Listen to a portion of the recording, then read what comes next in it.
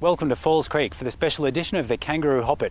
The Kangaroo Hoppet is Australia's leg of the World Marathon Cross-Country Skiing Series, and today we have over 1,100 competitors from 25 different countries skiing out on the beautiful Bogong High Plains. So sit back, relax and enjoy the scenery and the action from the Kangaroo Hoppet.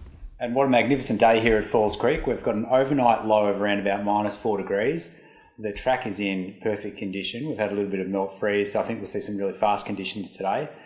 It's windy out on the course. There's a couple of spots of really exposed area, particularly as we get up onto Heathy Spur, and we've got a predicted weather forecast of wind gusting over 40 kilometres an hour, which is pretty stiff. Our race jury met at 7 o'clock this morning and we discussed the wind, in particular with some of the volunteers that are going to be out on the course for quite some period of time. And we've decided to have the full course today. So I think we'll see the wind playing a little bit of a part in some of the tactics and certainly back in the field, how hard it would be for some of the competitors to be able to get around. Kangaroo Hoppet's a great event for young and old, people doing 42 kilometres. Some of the families are doing 7 kilometres, so there is an event for everybody. You can even have breakfast on the tip of your ski as well. Now we're seeing here some junior skiers, and not everybody skis the full 42 kilometres, do they? We've got a number of events today. There's a 7 kilometre event for less experienced or beginner skiers, a 21 kilometre event for intermediate skiers, and then a 42 kilometre event for the most experienced skiers in the field. We're just here on the start line now, just getting ready for a start. You better believe there's some tension going on here. It's as much as there's a 42 kilometre event, and a lot of our competitors will start at a pretty good pace, but still, even at the start, you can get into trouble at the start and lose your spot in the lead pack. So it's pretty important for a lot of our skiers to be able to get away fast, and we'll see certainly the elite skiers will be able to get away fast. And just a little bit about some of our competitors in the field. We've got Kangaroo Hoppet, it's an international event, so we usually attract quite a few elite international skiers, and we've got a very strong contingent from Italy. I've got 3 of the Italian team members, Enrico Nizzi, Mattia Armanelli and Giacomo Gabrielli, all good distance skiers, and some very good sprinters in there as well. These guys have got some elite international results behind them. In particular, Enrico Nizzi, who was a 2014 Winter Olympian for Italy. They'll be challenged a lot by the Swiss. Have got quite a strong field today. 4-time winner Valerio Liccardi from Davos, who now calls Falls Creek home. He's joined by teammates Fabian Schad, who's a professional marathon skier from Switzerland, as well as Laura Brandley, who's also a professional marathon skier from Switzerland. Very strong domestic field as well. Phil Bellingham, local Mount Beauty and Falls Creek skier. Phil's been runner-up 4 times in this event, and he is just itching for a win. He's got so much home ground support. You can bet when they come back into the start-finish area after their first lap at around about the 26 kilometre mark, Phil's going to be able to get a lot of inspiration from a lot of people. So we see now we're just about a kilometre into the event here, or thereabouts, and we see that packs are starting to form between the skiers. Ben, you've won 4 Kangaroo Hoppets. How important is this start? How important is the first loop out through Sun Valley? It's 7 kilometres. In terms of where people position and how people are skiing, what are you looking for, and what are the leaders really looking at in terms of their competitors through this first few kilometres? Yeah, each race is a little bit different. I think with the snow conditions being so fast today, a lot of these skiers will be looking at who's in the lead pack to start with, and you better believe that the pace is on pretty early. Like, these guys will be going at 25 to 30 kilometres an hour. They're punching into the wind here up into Sun Valley, and we can see some of the downhill lifts there. We've got quite a big pack up in front of these guys as a lead pack, but marathon skiing in particular doesn't start slowly. A lot of the guys will go out pretty hard. You want to be able to break up a big pack very early on, so they'll be going hard, testing the legs of some of the weaker skiers, and then typically like this, where we've got a lead pack of around about 15, it'll slow down a little bit, but we'll expect some attacks coming up. There's a lot of the international skiers will be keen to be able to test their legs, and you don't want to be skiing in a really big pack. Guys that are sitting in position 9 or 10, if somebody goes off the front, then there's a lot of ground to be able to make up.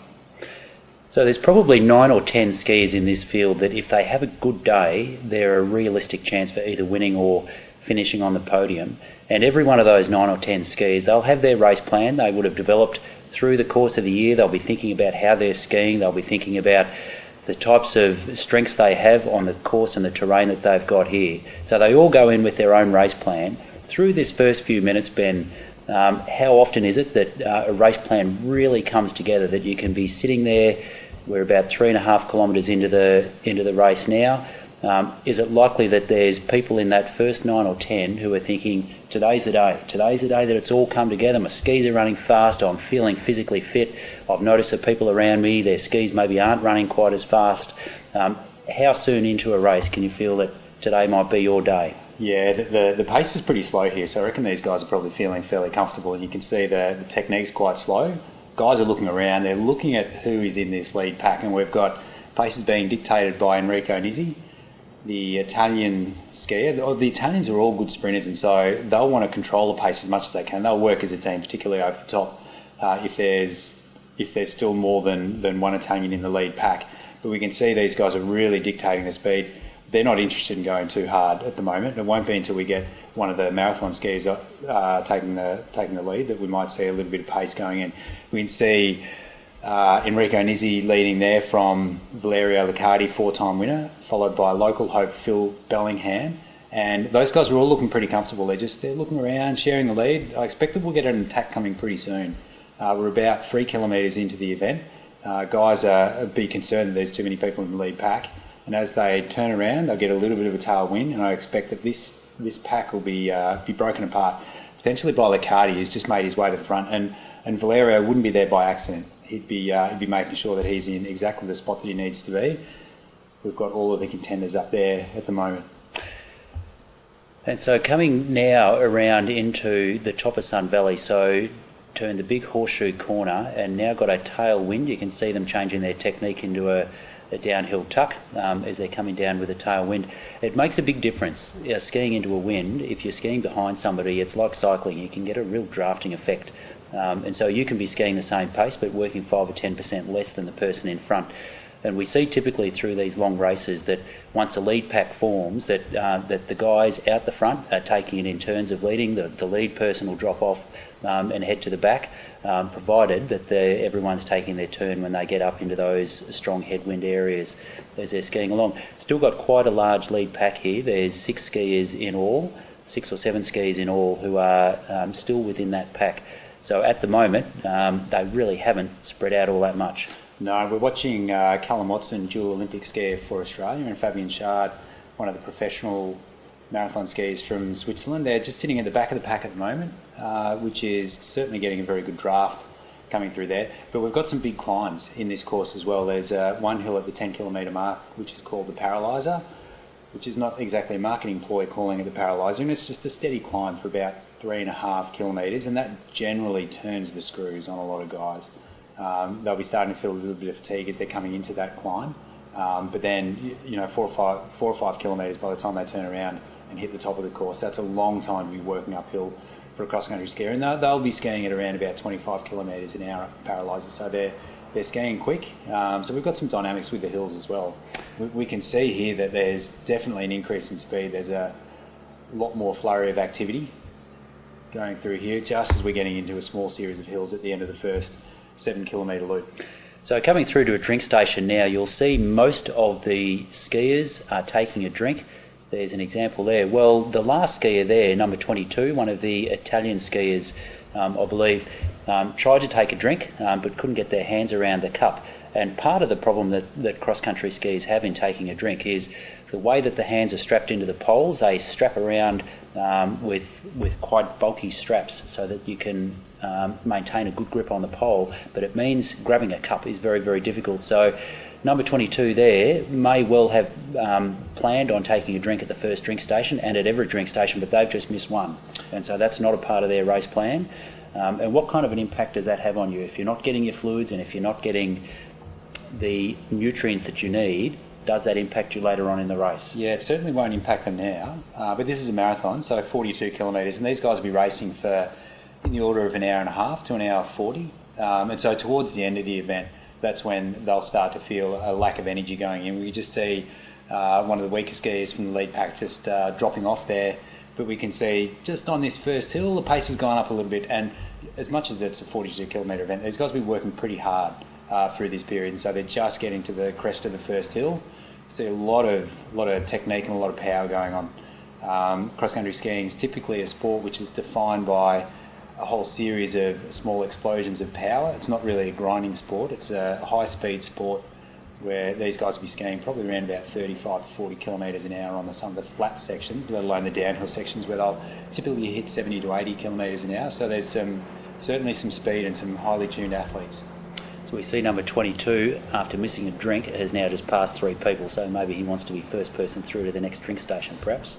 That's right. In a few kilometres' time. There's plenty of drink stations around the course. It is an event that caters for a very broad range of people, as much as we're watching the lead group here. And we see some of the backmarkers coming up for their first climb just after the start. It is a sport and an event which caters for everybody, not just the elite skiers.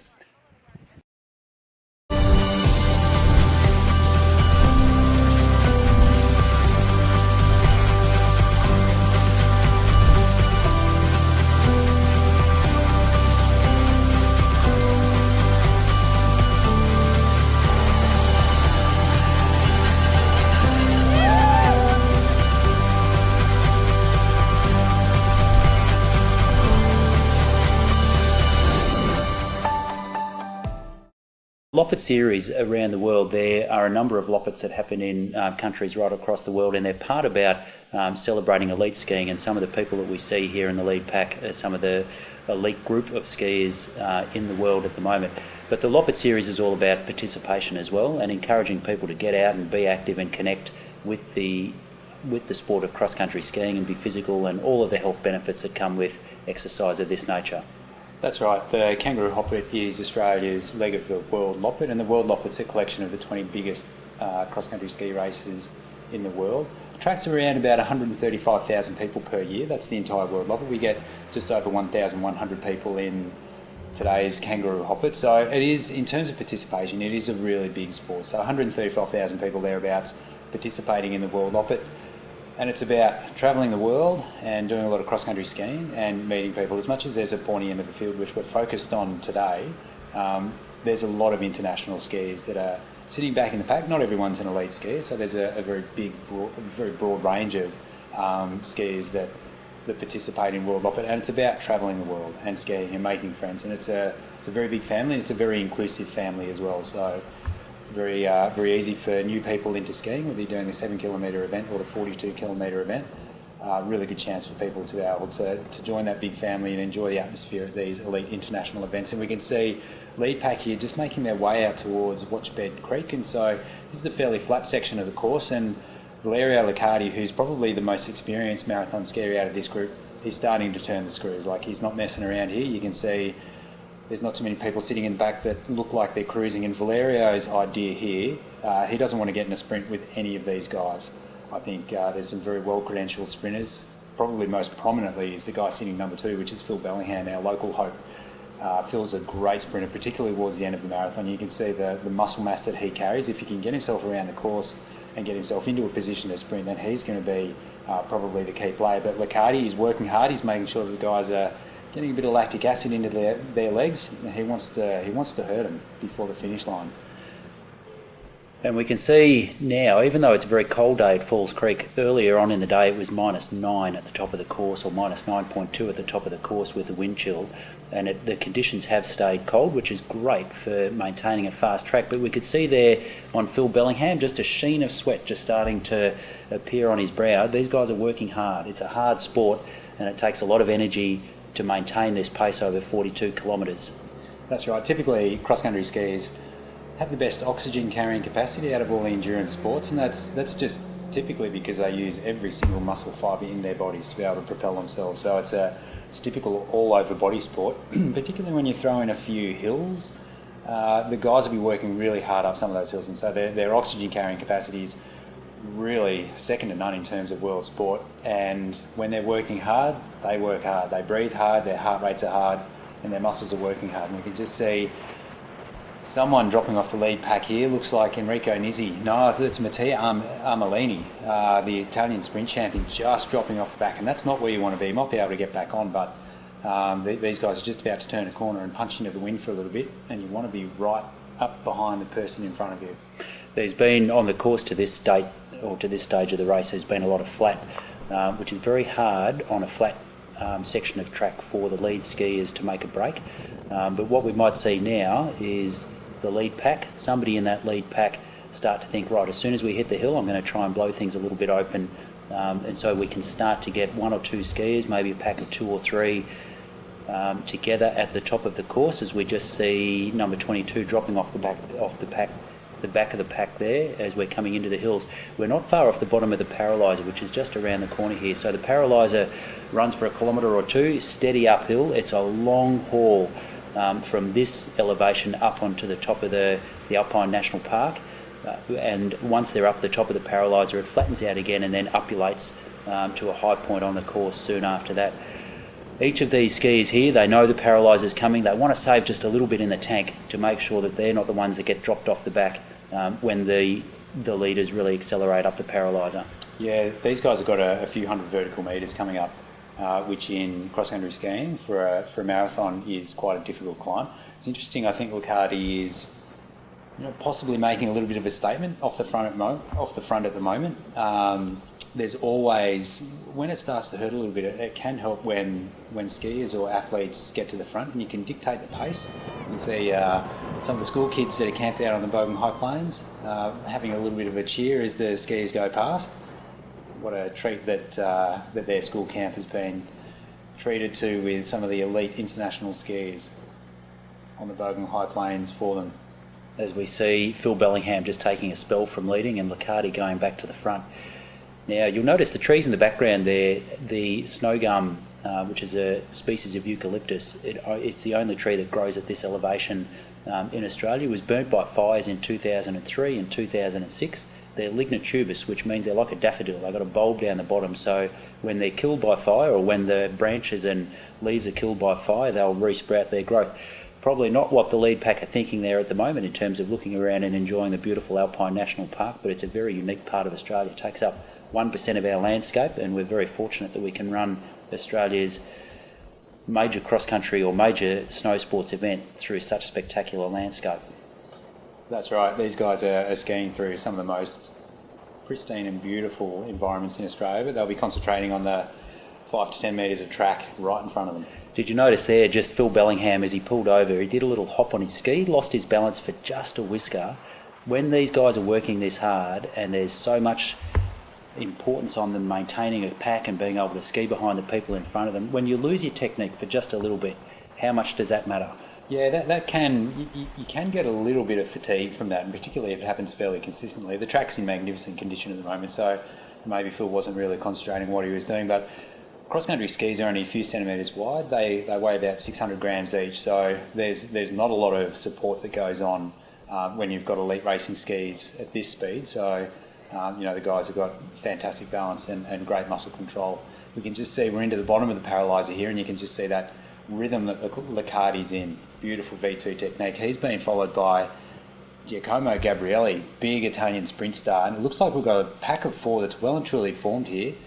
Fabian Schad sitting in number 3, so we've got 2 Swiss, 1 Italian. The big sprinter, Gabriellini, he'll be, if he's there at the finish, he's going to be a big threat for these fellas. He won the Hoppet Invitational Night Sprints a couple of nights ago, which is put on for a little bit of fun. There's some prize money, which is great for the athletes, but he was skiing absolutely beautifully in those conditions up there in the village bowl in Falls Creek in front of a big, very boisterous crowd as well. So he's going to be taking some of that confidence into this, and you can see Liccardi he's turning the screws, trying to get a little bit of fatigue into the legs here. Bellingham's just dropping off there, and that's a really bad sign that he's got a different technique.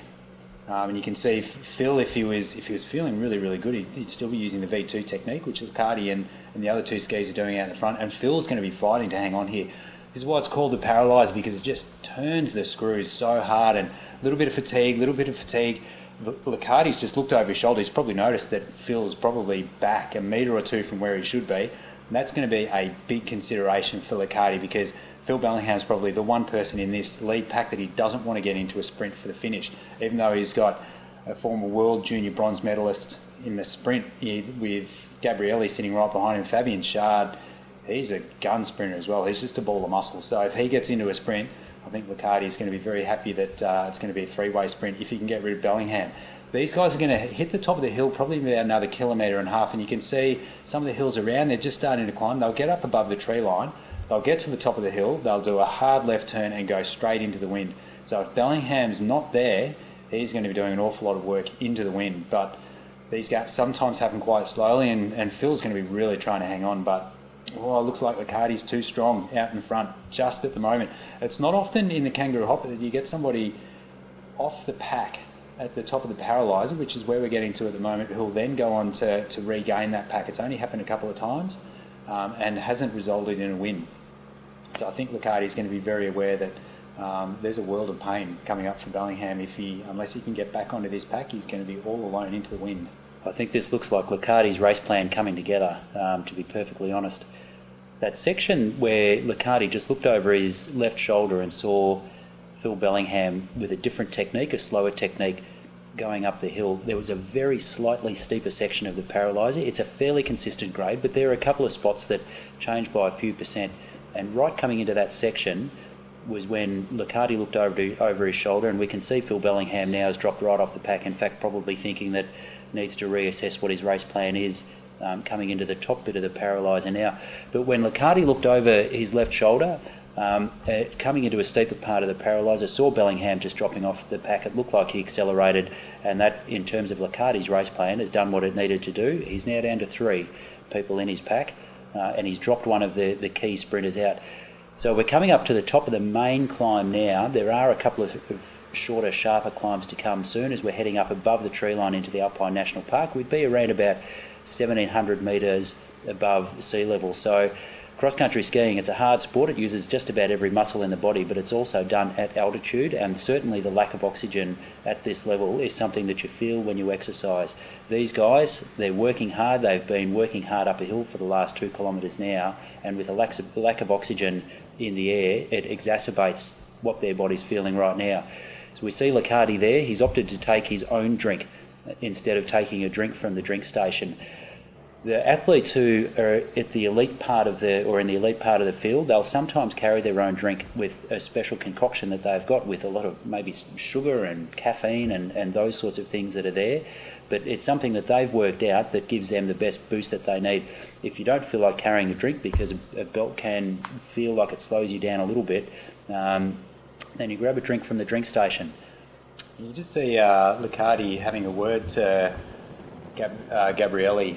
I'm not sure what language they were speaking. They do speak a whole range of different languages, and I'm tipping that they're probably not speaking English out in front. We've got 2 Swiss skiers, but they'll be talking about tactics. They know that they've got a lead pack of 3. They know that the guy who's chasing them, Phil Bellingham, is a really, really good sprinter. So they'll be looking to share the lead, particularly in some of the windy sections. We've just got a little bit of a sheltered section here as we just cut across Holland's Knob. We can see just off to the left-hand side, we might be able to get a view of Mount Kosciuszko in the background, which is absolutely spectacular on a day like today. Clear conditions, a little bit breezy. These guys will come around the corner, up a hill and into the wind, and they're the times where you want to pack around you. They'll share the lead, just as long as they keep the pace going. They don't want to be able to back off the pace to be able to get a little bit of rest into their legs, because they'll get caught from the skiers behind. So we need to be able to keep it moving through here. We're coming around the corner. Mount Nels is coming into view there with Johnson's hut, one of the cattlemen's huts, just off on the right-hand side down the bottom. Liccardi's opened up a few metre gap here, but I'm not sure he'll want to keep that. When they come around into the wind, he's certainly going to be looking at the other 2 skis in that pack taking a turn at leading. So in a lead pack here, these 3 guys now know that there's a good chance that they might be on the podium, and one of these skiers is going to win the event. How closely do they work together coming through into a period where they've got a long section now into the wind? Do they work together to take it in turns, and do they talk to each other, or is this out every man for himself? It's the dynamics of a lead pack, particularly on a course like this, in conditions like this. They are the best of friends, and they are the worst of enemies as well. They need to be able to work together. So there's a certain camaraderie which these skiers will have to have. We can see this is a really steep little pinch that these guys are going up, and they are straight into the teeth of a 40 km/h wind, so you better believe this is pretty tough. But then towards the end of an event, as much as you've worked hard with people, you need to be able to beat them. So there has to come a point where you look at the guy next to you, and as much as you've shared the race, there has to come a point where you can turn the screws and use your own tactics to be able to get rid of other skiers. It's a big thing to be able to finish on the podium of a World Loppet event. And so these guys, they'll be keen. Top three places, fantastic, but they'll be all wanting the win. We've got 3 elite international skiers. Liccardi's won this 4 times already, so he knows what it takes to win. Fabian Schad, professional marathon skier from Switzerland, he knows what it takes to be able to win big marathon races.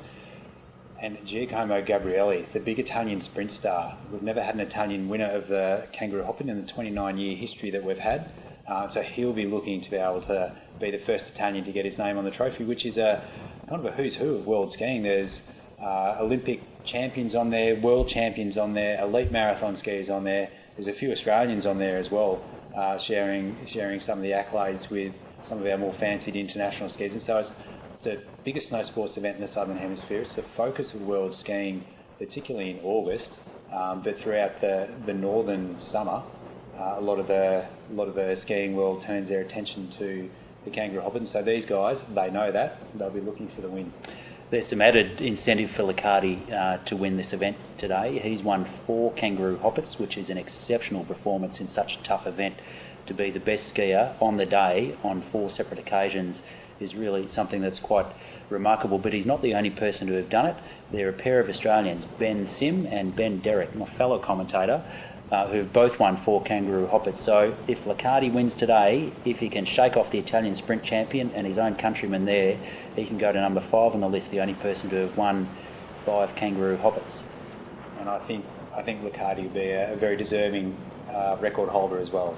I know Ben Sim was a fantastic skier from the late 2000s. I might have been lucky a few times, I suspect, with getting out in front of the Kangaroo Hoppet, but each one of these races is very individual as well. So we can see Liccardi here now urging one of the other two skiers to take the lead. Liccardi's done the bulk of the leading into the wind, and it probably suits his race plan that he wants to set a fairly fast pace so that the sprinters drop off the back and he doesn't have to sprint against some of the best sprinters in the world at the end of this event. But he can't do it all by himself, particularly not into a 30 kilometre or 40 kilometre hour headwind. And it's cold up there as well. It's likely that the temperature with the wind chill is still around -4 or -5. These guys are just wearing lycra suits. There's not a heck of a lot of protection. What a fantastic shot that is of skis going both way on the dam wall or out near the dam wall at Rocky Valley at Falls Creek Ski Resort.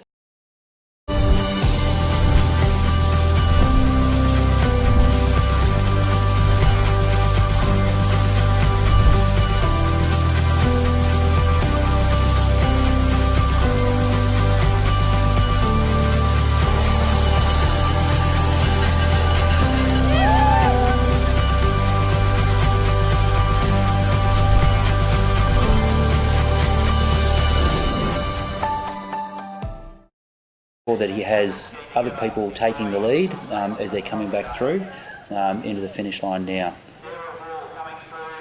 And we've just come into the finish line here. We can't get a camera out on the second loop, unfortunately, because there's too many skiers out there. So we're waiting for the leaders to come in. We know that later in that second loop, with only a few kilometres to go, the big Italian Gabrielli was dropped by Liccardi and Schad, and we're not sure whether it's going to be Liccardi or Schad. It's definitely going to be a Swiss winner from today's event, so it'll go to another international skier. We see some of the skiers from the 21 kilometre come in, and also they're wearing the yellow bibs.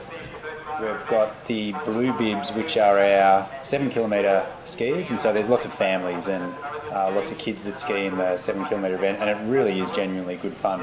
Lots of people dress up for it. There's plenty of drink stations going along. Quite a big crowd coming into the finish. There's quite a few hundred people lined up on the left-hand side of the fence that make a lot of noise as we're just waiting for our leader to come down now.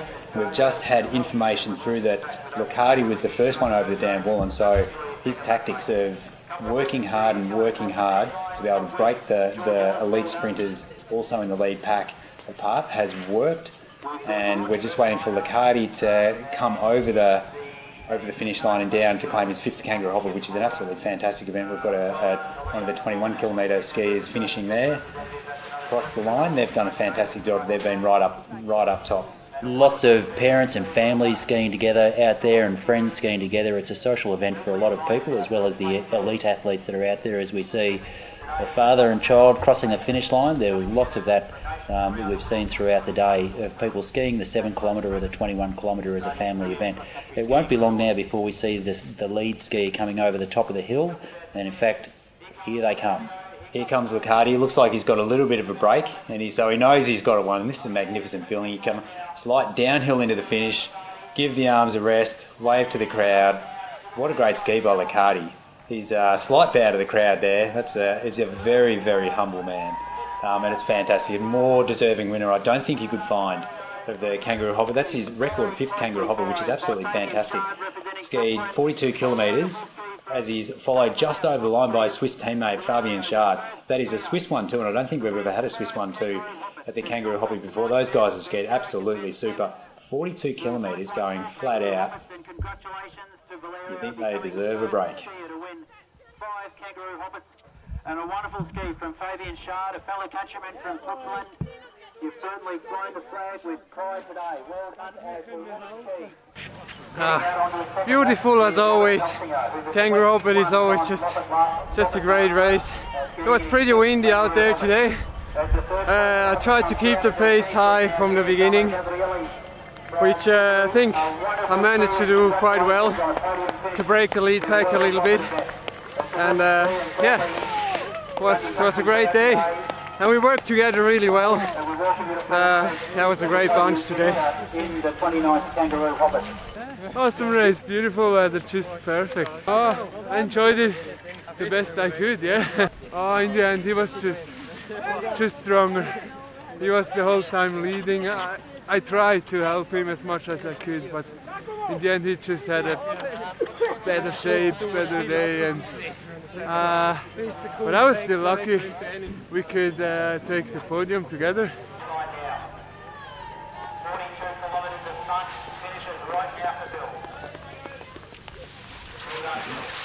Got first Australian Phil Bellingham crossing the line as we've got our first female, Iris Pessy from France. Now we've only had one camera, and this is Iris's first win, first French winner of the Kangaroo Hoppet as well. She's had a remarkable ski. Look, it was very good.